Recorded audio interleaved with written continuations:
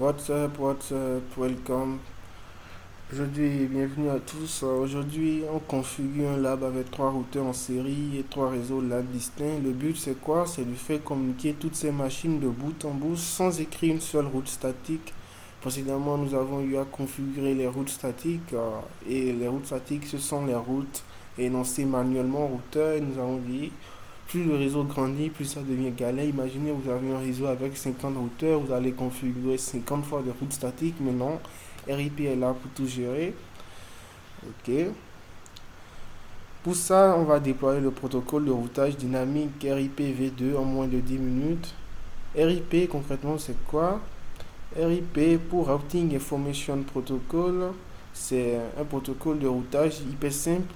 En gros, imaginez que les routeurs se passent le mot. Toutes les 30 secondes, chaque routeur envoie son plan de route complet à ses voisins directs. Pour décider par où passer, RIP regarde uniquement le nombre de routeurs qu'il doit traverser. C'est la règle primordiale, la règle de calcul. C'est ce qu'on appelle le saut ou les hop. Moins il y a de routeurs sur le chemin, plus c'est rapide. La seule contrainte, c'est quoi? C'est que le chemin ne doit pas dépasser 15 routeurs, sinon le réseau est considéré comme trop loin et inaccessible. Ok, sans plus tarder, nous allons passer au lab. Où est mon contest? Énoncé du lab. L'objectif, bon, on va passer à la topologie. On a un réseau, un petit LAN ici, une liaison WAN. Ok.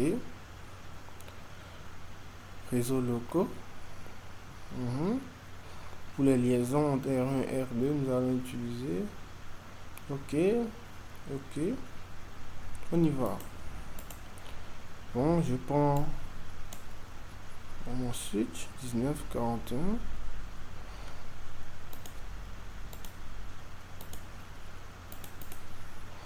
Par défaut, ces switches n'ont pas d'interface série. Qu'est-ce que nous allons faire? Nous allons lui donner une interface série. L'interface série, la voici. Je la tire, je la mets ici. Ok, il faut rallumer le switch. Bon.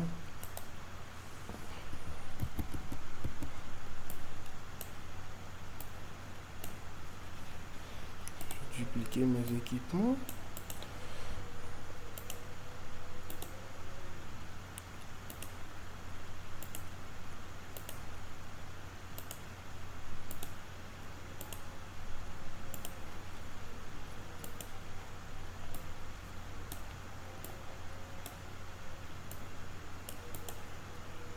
Switch.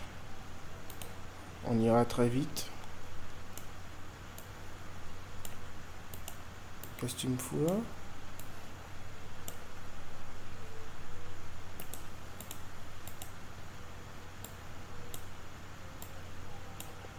Je vais configurer les IP rapidement.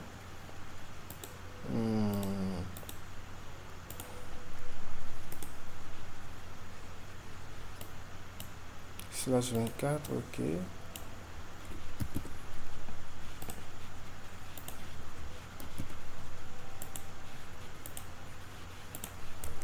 Cent 192.168.10.1. Comme gateway, on va utiliser la 192.254.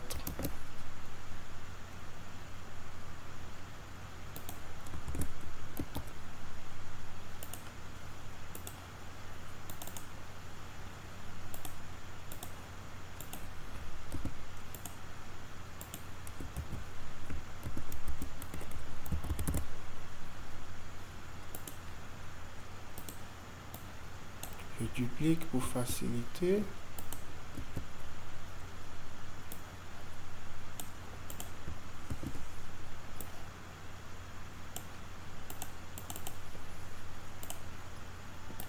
Ici, c'est le point 20. On laisse point 1, on passe au point 20.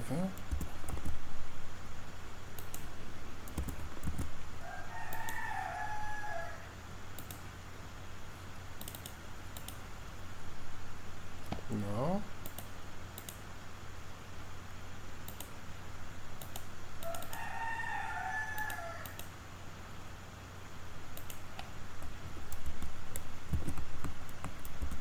Point 2. OK.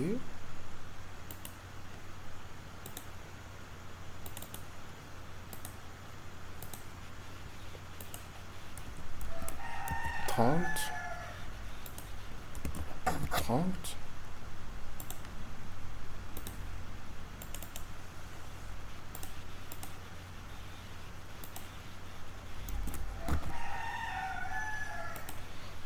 30. OK. J'ai l'impression d'avoir fait 2 fois 1 ici. Voilà. 1, 2.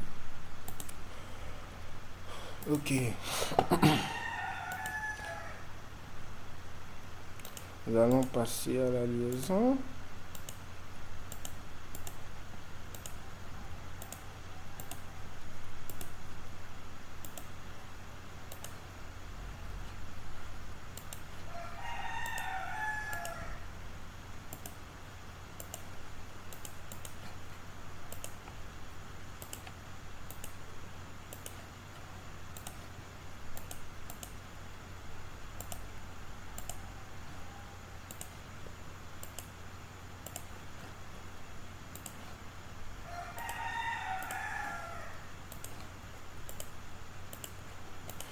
OK.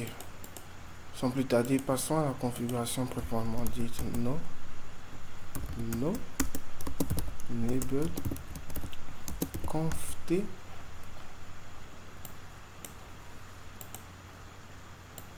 AutoCAD. Hostname.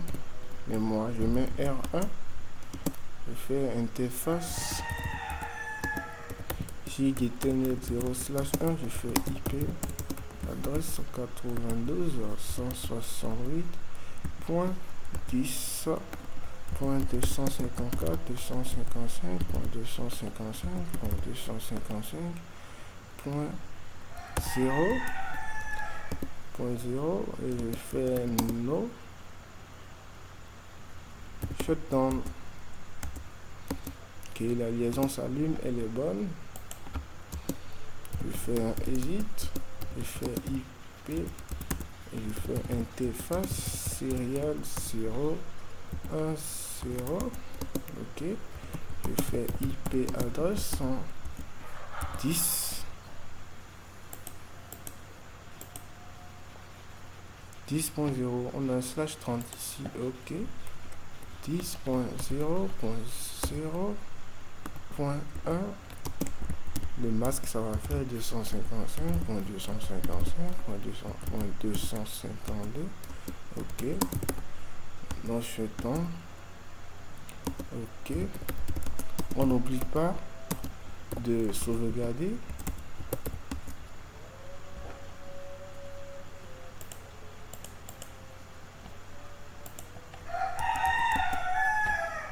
Non, je ne veux pas la configuration assistée. Conf T. Hostname. R2. Je fais interface SHIG Ethernet 0/1. Puis adresse 192.168.255.255.0. No shutdown. Exit. Je fais interface serial 0/combien 0 1 0. Je fais IP adresse 10.0.0.2. le masque no shutdown. Hésite, on n'oublie pas de sauvegarder. OK. Je viens au niveau de mon no. Label conf T et hostname R3 interface Ethernet 0/1. IP adresse 192.168.30.254. Le masque 255.255.255.0. Je fais un no shutdown.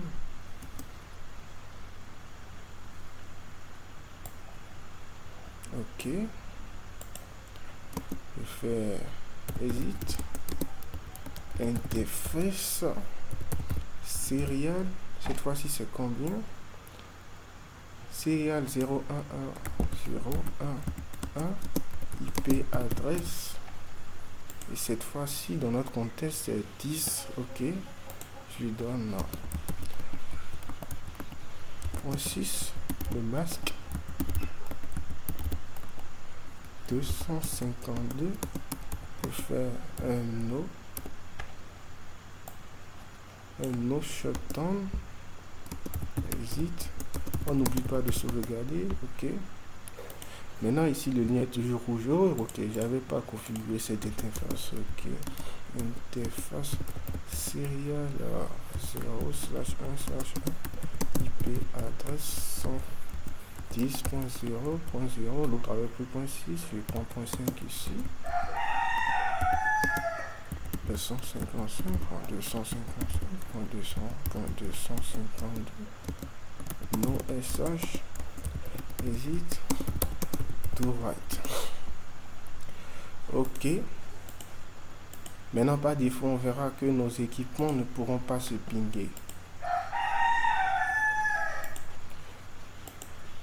Terminal. Ping 192.168.20.1. Ça passe pas. Essayons au niveau du point 30. Ça passe pas non plus.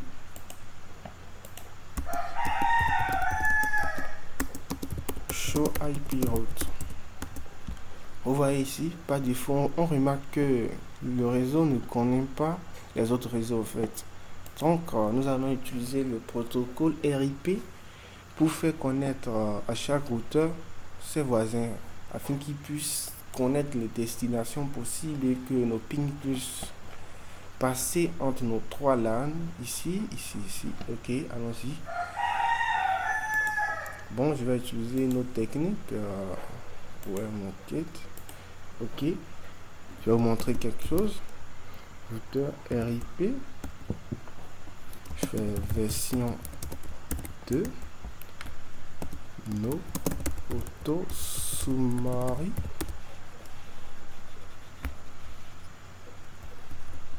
No auto summary. Je le fais découvrir ces réseaux. 10.0 network.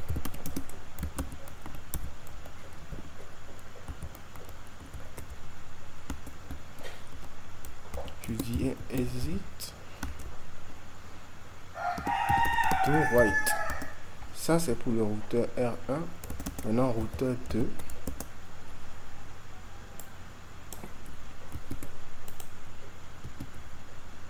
Ici on aura un 20.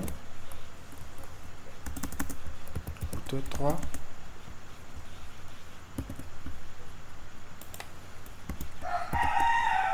Ici au niveau des networks, vous pouvez mettre par défaut les adresses réseau et les adresses réseau qui étaient données de base, les 10.0.0.0/30.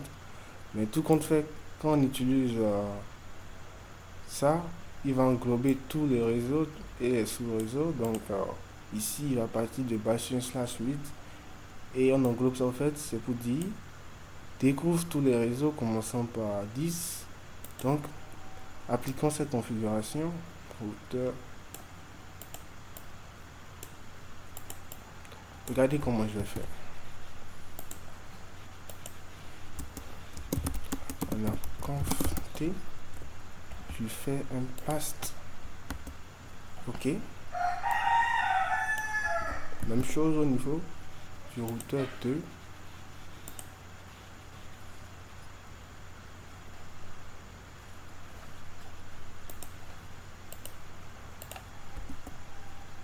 Je lui fais un paste. Ok. On va faire la même chose au niveau de 3, du routeur 3. Je fais un paste.